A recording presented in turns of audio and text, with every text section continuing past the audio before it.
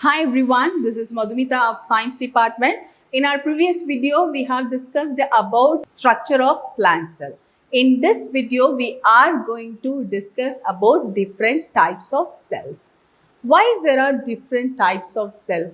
Because each and every organism, it is doing different functions, different bodily function. So for that, it needs different kinds of cells.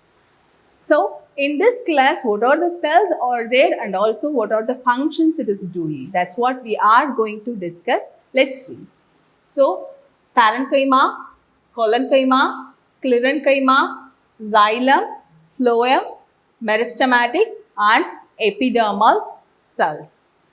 So, first we are going to discuss about parenchyma cells. So this parenchyma cells, it is present invariably in each and every part of a plant body. So wherever it is there, it has a very unique feature. It can adapt with that particular place and it can combine with the cells which is present already there and it can do numerous functions. So here if you see the collenchyma cell, the cell wall, it is very thinner one when compared to all the other cells and it is permeable in nature. What is the meaning of permeable? Permeable means it will allow the components inside and outside of the cell. So, now we are going to see about the different types of parenchyma cells. So, the first one is palisade parenchyma and the second one is ray parenchyma. Here, in the case of palisade parenchyma, it is somewhat elongated and it is being closely packed like this and it is present in the leaf of the plant. It is present right below the epidermis of leaves. So it is being closely packed and it also contains chloroplast. So we know that if a particular cell has chloroplast, definitely it can do photosynthesis. So it helps the leaf by doing photosynthesis. Not only that, it will do the function, whatever function the leaf do, it helps in all those functions. Let's see in later. Next kind that we are going to discuss is ray parenchyma. So this ray parenchyma, it is present in the stem region. So mostly why we are calling that as ray parenchyma, it is being arranged in the radical manner. So it looks like a ray. So that's why we are calling this as ray parenchyma. Now we are going to discuss about the functions of parenchyma. Like I already told, it is present in all over the plant. Even it is in root, in stem and also in leaf. For example, if you see the palisade parenchyma, it is present in the leaf. Like I already told, it is present right below the epidermis. Now, what are the function the leaf will do? It will absorb the sunlight. Yes, of course. Then it is doing the photosynthesis, the process of photosynthesis. Not only that, the transpiration, it avoids the transpiration. So all those things, even the gaseous exchange, it takes in the, yes, it takes in the carbon dioxide and it releases the oxygen out. So in all those functions, this palisade parenchyma helps. So it has chloroplast in it. So definitely it can help in the trapping sunlight. So it has permeable membrane. So with the help of that, it can do gaseous exchange. So next function. Here we have seen ray parenchyma. It is present in the stem area. So whatever the work the stem can do, it will help in all those things. For example, we can say transportation. So transportation in the sense transporting water from one place to another place. One place of the plant to the another place of plant. So here this ray parenchyma, it works along with the xylem and it is helping in the transportation. How is it possible? Only xylem can do that, isn't it? How this ray parenchyma, it is a parenchyma cell, it is not a xylem. Then how it can do that? Like I already told, it has permeable cell wall. So this cell wall, it can allow the water in and out, not only water, various components. Okay, so with the help of that feature, it also can help the xylem cells in transporting water. It works along with the xylem cells and it can done the function of transportation. Not only that, some kind of parenchyma cell, for example, we can say as prosenchyma. This prosenchyma is a kind of parenchyma cell. It can store starch in it. So, it can do storage function also. In some kind, we can say arenchyma. This kind of parenchyma, it can store air inside it. So, wherever it belongs, it can do the function which is related to that part. So, up to now, we have discussed about parenchyma cells. So, next we are going to discuss about collenchyma cells. So, if you compare this both parenchyma and collenchyma, it has somewhat thicker wall when compared to parenchyma. It has primary cell wall. It is somewhat thicker than that. Here, if you take this collenchyma, it won't present. It is not in the root part. It is present only in the stem of the plant and leaf of the plant. So, there are 4 different kinds of collenchyma cells are there. They are angular, annular, lamellar and lacunar. So, what makes these cells different? That is because of the cell wall material. So, if you see the cell wall material, it is being dispersed in the cells in various manner. See, if you see the first kind of cell, it is angular cells. The cell wall materials totally, it is present in the angles of the cell. It is, if you see the cells, it is polygonal in shape and the cell wall materials, it is present near to the angles a lot. So that's why we are calling this as angular cells. If you see that annular cells, the cell wall materials are present everywhere equally. So this is annular cell and if you see the cell, it is totally spherical in shape. And if you see the lamellar, it is, we can say that it is mostly the cell wall materials, it is present in the peripheral region of the cell. What is the meaning of peripheral? It is nothing but edges of cell. So, mostly this lamellars, it is present in the leaf of the cell. So, next the lacunar. If you see the all other 3, it is totally different from there. Why? See all the 3, you can't find any intracellular space because everything it is being filled by the cell wall material. But here in the case of lacunar, you can find some intracellular space there. So the cell wall, it is not totally being filled here. Okay, this lacunar cells, it is mostly present in the fruit part. Okay, so now we are going to discuss about the functions of this collenchyma cells. So mostly this collenchyma cells, it is present nearer to the epidermis and it gives support to the plant. So it protects the plant from breaking. See, whenever you just take a plant, if it is small herb, it is very easy to break. You just take a plant which is somewhat bigger than the herb and you just try to break it. Can you break so easily? Definitely not. First, what will happen? It will just bend.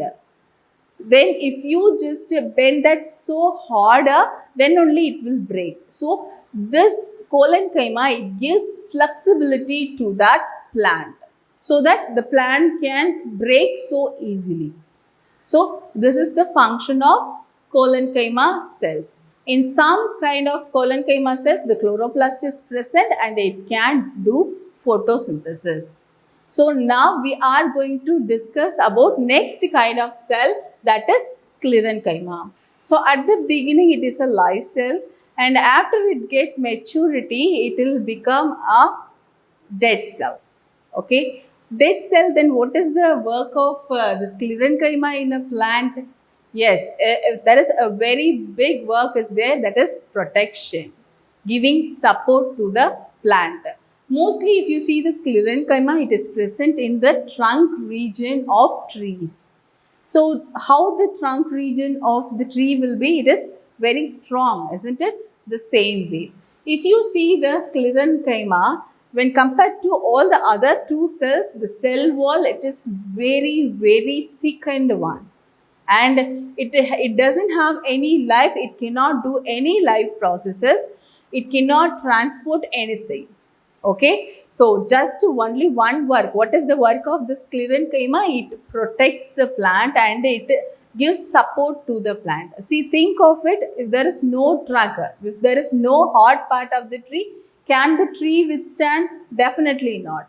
So it gives support to the plant. So if you just see that sclerites so closely, you can see the cell wall are very big. Okay, and also it contains the component like a suberin.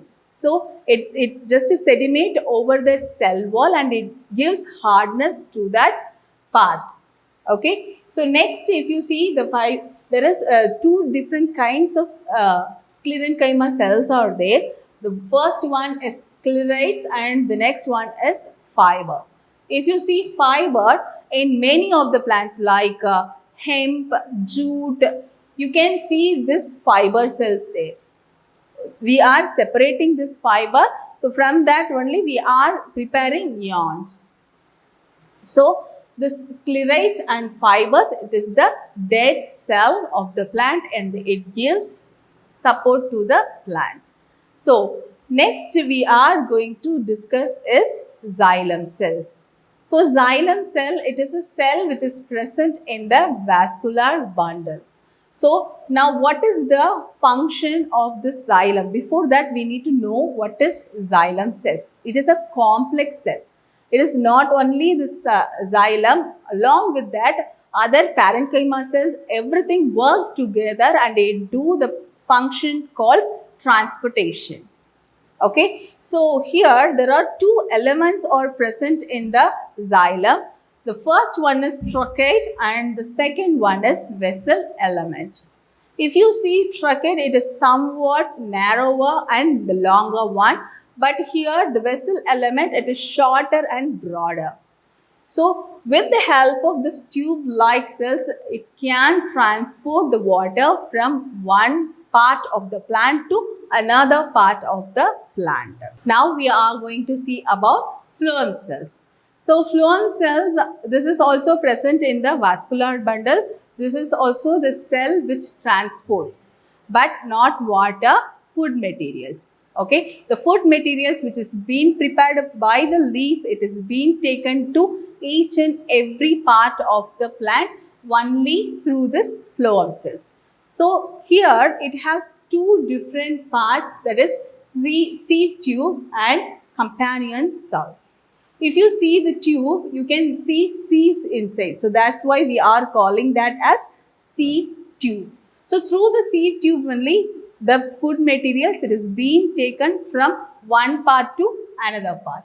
Then see the nearby, there is one more kind of cell. This is called as companion cell. So this companion cell gives support to the sieve tube. So that is the main function of this companion cell. So other than the transportation function, the sieve tube has one more function. It patches the injuries. Okay, for example, if there is a scar, if there is a cut in the stem, it will be healed only because of this sieve tube. That is the function of sieve tube. So next kind of cells that we are going to discuss is meristematic cells.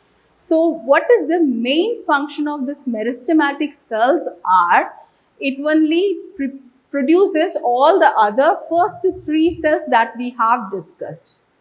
First we told about parenchyma cells, collenchyma and sclerenchyma. All these three cells, it is formed only from the meristematic cells. It is helping the plant in growth. So plants are growing only because of this meristematic cells. So there are three different kinds of meristematic cells are there. The first one is apical meristem, second intercalary, and third one is lateral meristem. How we are naming these cells? So the place which is present, which gives the name. Okay, see the part here, apical meristem, it is present at the top of the plant. So that's why we are calling that as apical. Okay, it is not only present at the bud region of the plant but also the tip of the root. Now, what is the function of this apical meristem? It helps in the growth of the plant, increasing height of the plant. So, if the apical meristem which is present in the bud at the top, then it increases the height of the stem region. If it is present in the tip of the root, it helps in the increasing of root, height of the root. So next kind of meristem, it is called as intercalary meristem. Mostly it is present in the base of the leaf. Now function of this intercalary meristem is to increase the size of the leaves.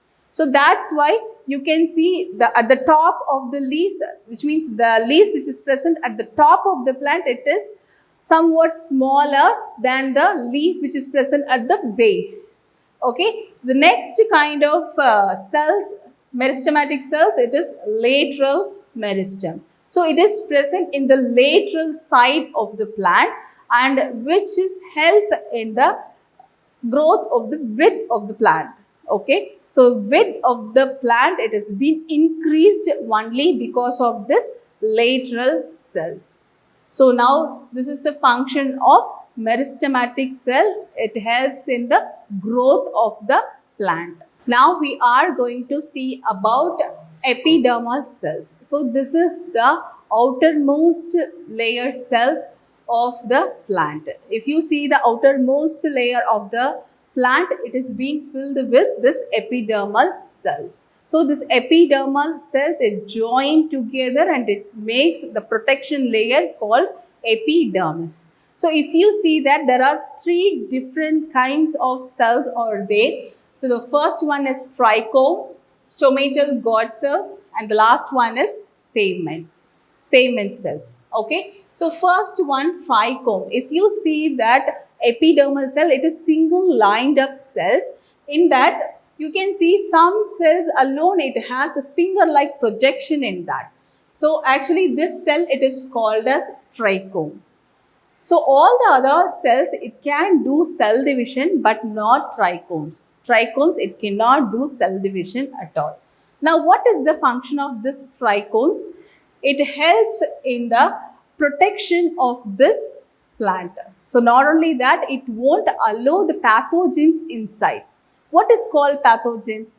Pathogens are the disease causing microorganisms are called as pathogens. It won't let any of the pathogens inside the plant.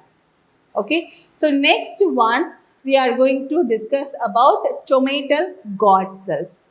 So stomata, we know what is called stomata. Stomata is this small pore which is present in the underside of the leaf. So this stomata, it is surrounded by the gourd cells. So this gourd cell, what is the function of this gourd cell? It protects the stoma. So if you see that the two kidney-sized cells, this is called as gourd cell. This gourd cell, it covers the stoma. Stoma is the small pore which is present in the leaf. Okay, what is the function of this gourd cell other than protecting stoma? It controls the opening and closing of stoma. So next, the last kind is called as pavement cell. So this is a common epidermal cell which helps in covering the plant body. Okay, so what is the function of this pavement cell? It has a sediment of lignin. Actually, it protects the inner body parts. So all these things, all these cells are called as epidermal cells. So up to this, we are finishing off this topic. So till now, we have discussed about various types of plant cells. So in our next class, we are going to discuss about the internal structure of plant. So all these cells, it just connected together and it forms tissue. Those tissues connected together and it forms system, organ systems, isn't it? So here the various cells like parenchyma, collenchyma, sclerenchyma, all these cells, it connected together and it forms ground tissue. Here in the case of xylem and phloem, it connected together and it produces vascular tissues. Here in the case of meristematic cells, it connected together and it produces meristematic tissue. Here in the case of epidermal cells, it connected together and it forms epidermal tissues. So all these tissues, it forms a structure. So about the internal structure of each plant part, we are going to discuss in our upcoming classes. Thank you so much.